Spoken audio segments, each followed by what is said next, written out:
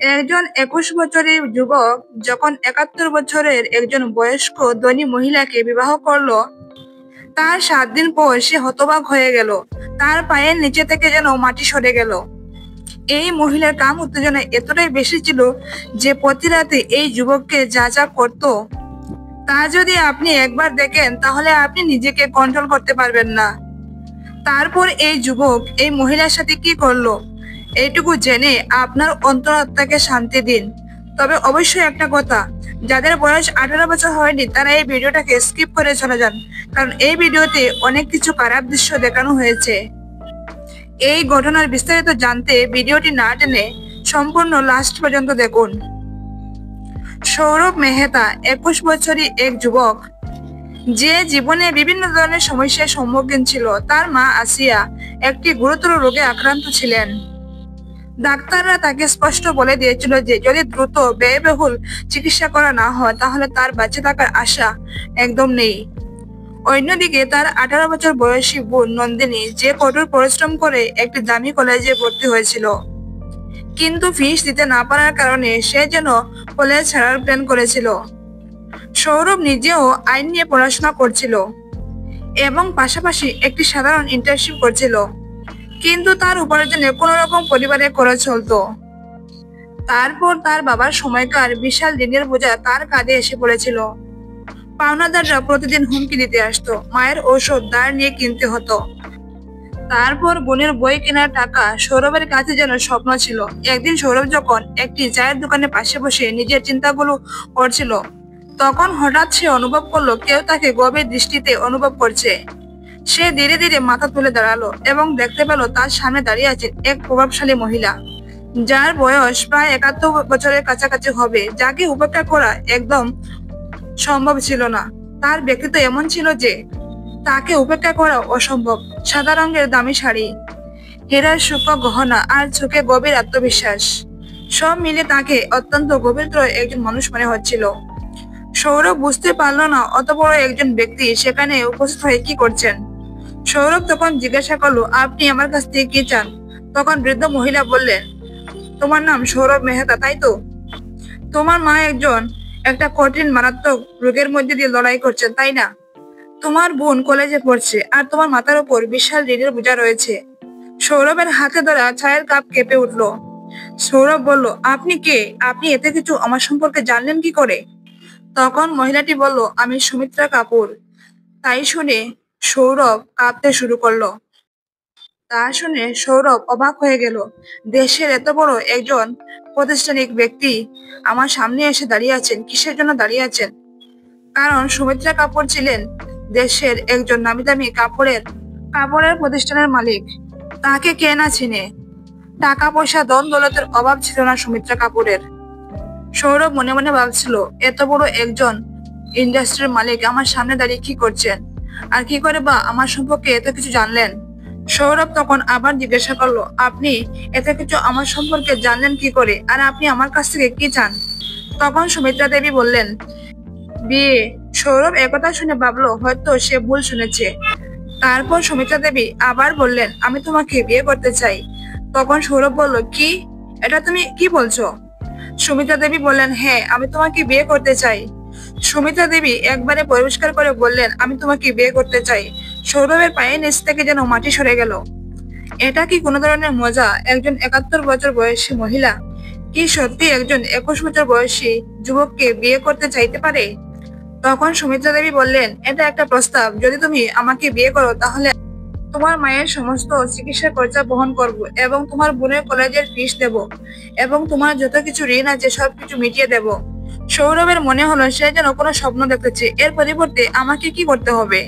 সে ধীরে ধীরে জিজ্ঞাসা করলো। সুমিত্রা দেবী তখন শান্তভাবে বললেন, শুধু আমার আইনি স্বামী হতে হবে। এই বিয়েটা শুধু কাগজে কলমে হবে। তোমার জীবনে আমি কোন হস্তক্ষেপ করব না।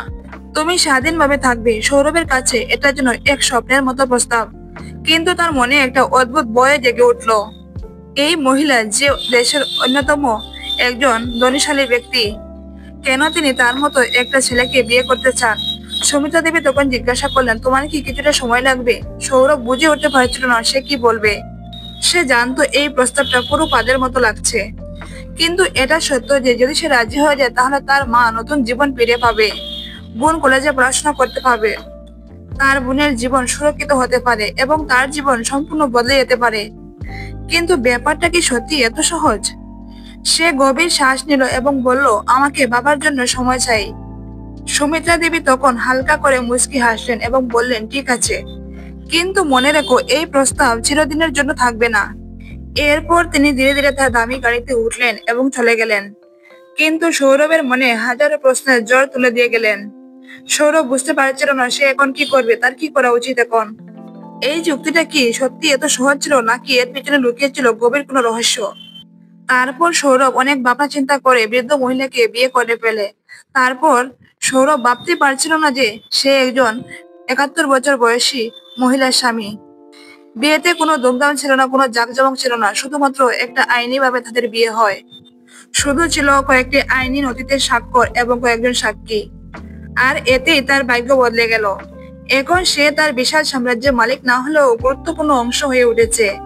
প্রথমবার যখন সৌরভ তার প্রাসাদের বারান্দায় পা রাখলো, তার চোখ বিস্ময়ে ছানাপাড়া হয়ে গেল। এটা কোনো বিশাল বাড়ি নয়, যেন এক রাজপ্রাসাদ। ইতিহাসে সাক্ষী হয়ে থাকা এই প্রাসাদ সময়ের ছায়াকে সাক্ষী হয়ে ধরে রেখেছে। এই রাজপ্রাসাদের কোনো তুলনা হয় না।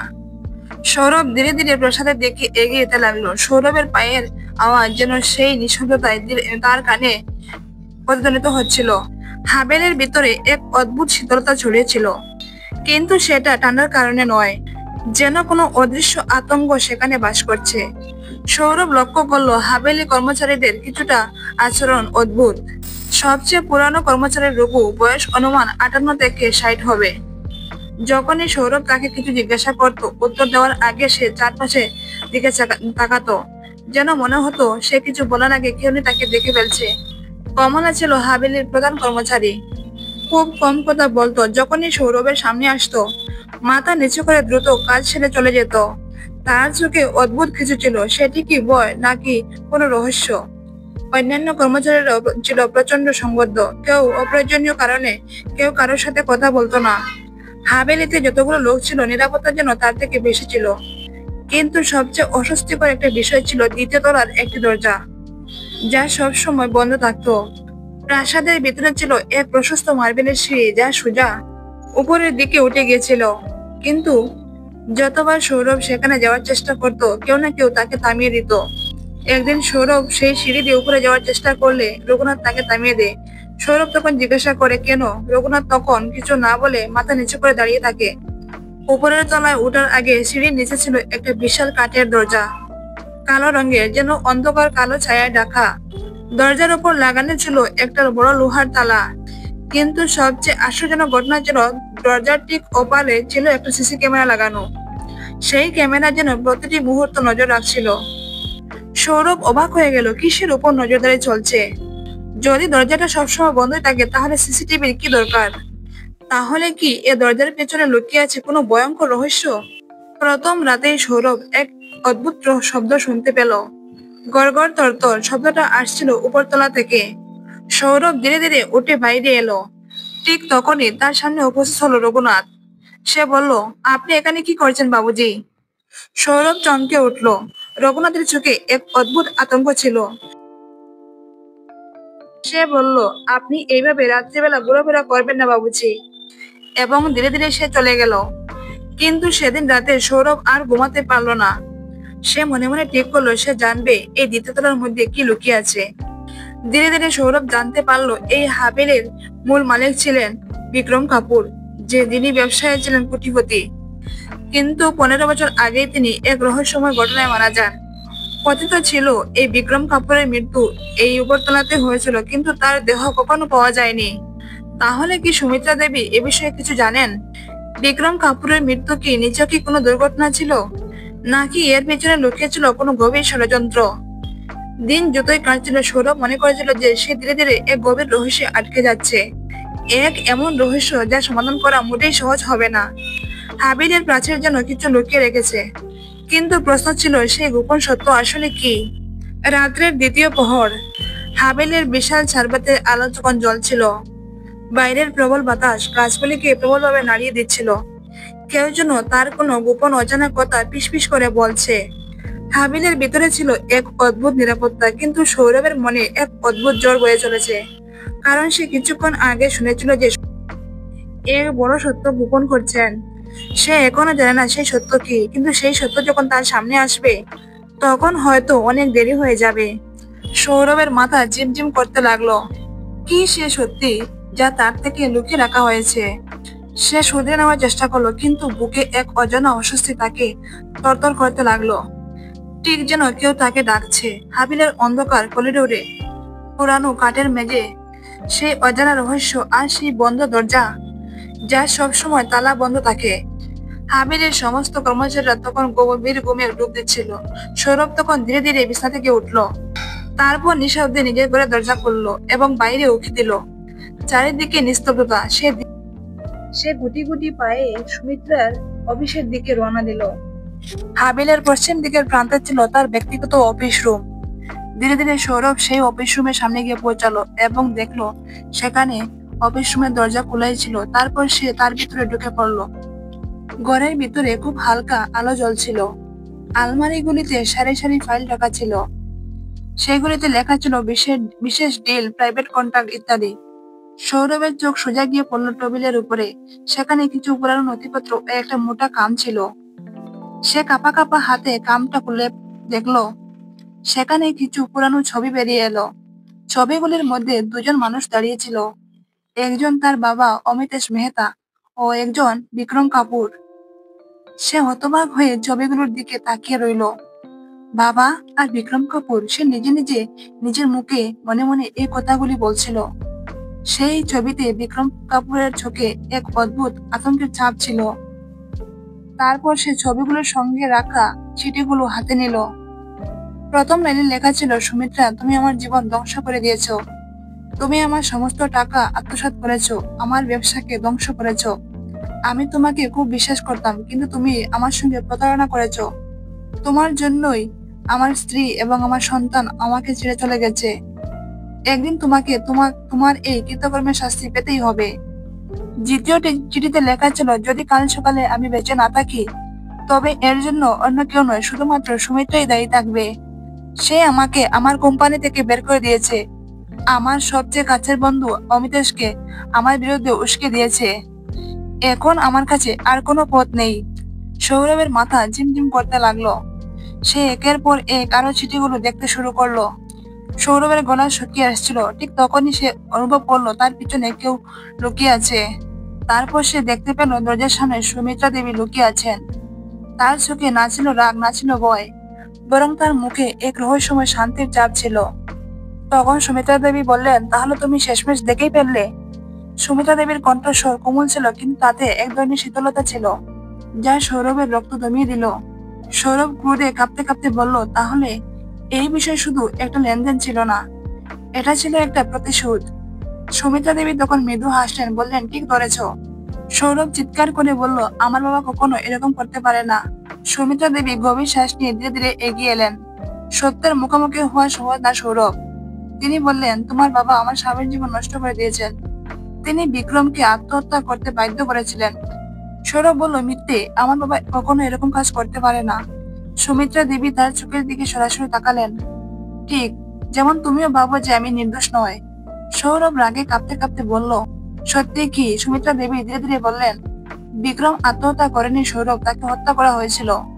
সৌরভ তখন নিস্তব্ধ হয়ে গেল। কি? এর মানে কি?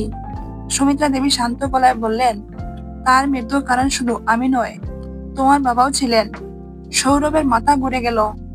এর প্রমাণ কোথায়? সুমিত্রা দেবী তখন ধীরে ধীরে বললেন, হাবিল উপরতলায় যে বন্ধ দরজাটি থাকে তার পিছনে যা লুকিয়ে আছে তা তোমাকে সত্যিটা দেখাবে।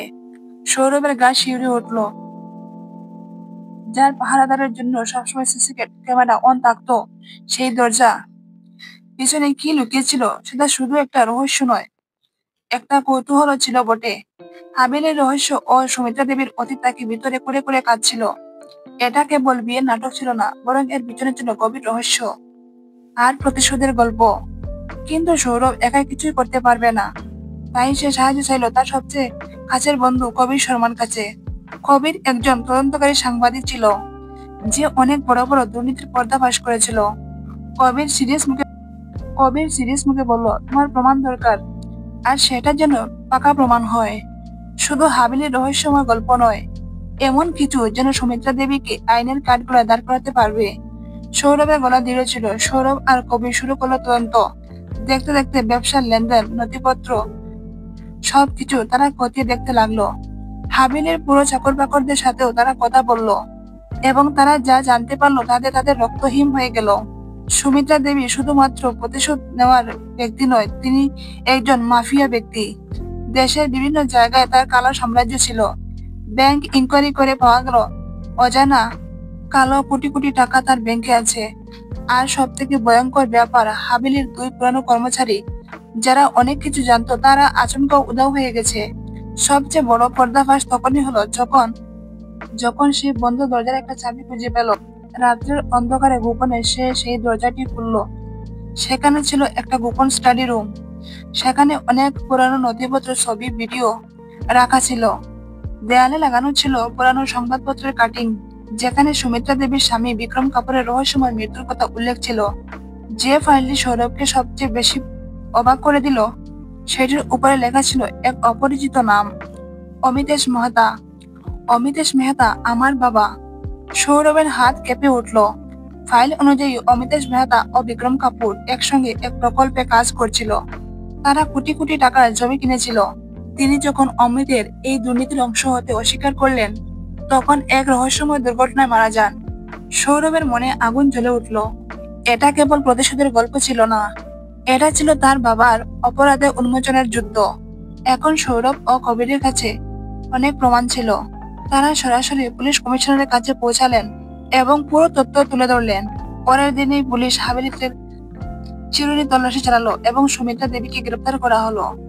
যখন তাকে হাত করা বাঁধা হলো, তখন সে এক ভয়ঙ্কর হাস্যকর হাসি হাসলো। সে বলল, তোমরা ভাবছো যে তোমরা আমাকে হারিয়ে দিয়েছো? তার চোখে প্রবল ঘৃণা দাউ দাউ করে জ্বলছিল। সৌরভ জবাব দিল, তোমার ঘৃণাই তোমাকে ধ্বংস করেছে। সুমিত্রা দেবীর সাম্রাজ্য ধ্বংস হয়ে গেছিল। হাভেলি বিক্রি করা দেওয়া হলো। তার সমস্ত সম্পত্তি সরকার বাজেয়াপ্ত করলো। কিন্তু যখন কর্মকর্তারা সৌরভকে জিজ্ঞাসা করলেন, তুমি কি এই হাভেলি নিতে চাও, সে স্পষ্টভাবে না করে দিল, না, এই হাভেলি শুধুমাত্র অতীতের খারাপ ইতিহাস মনে করিয়ে দেয়। আমি নিজের পরিচয় নিজেই করব। কারোর সম্পত্তি দিয়ে নয়। কয়েক বছর পর সৌরভ নিজের জীবন শুরু করলো। সে ইঞ্জিনিয়ারিং এ পড়াশোনা শেষ করলো এবং টেক কোম্পানি শুরু করলো। তারপর সে একজন ডাক্তার মেয়ের সাথে বিবাহ বন্ধনে আবদ্ধ হলো এবং সুখ শান্তিতে জীবন কাটাতে লাগলো।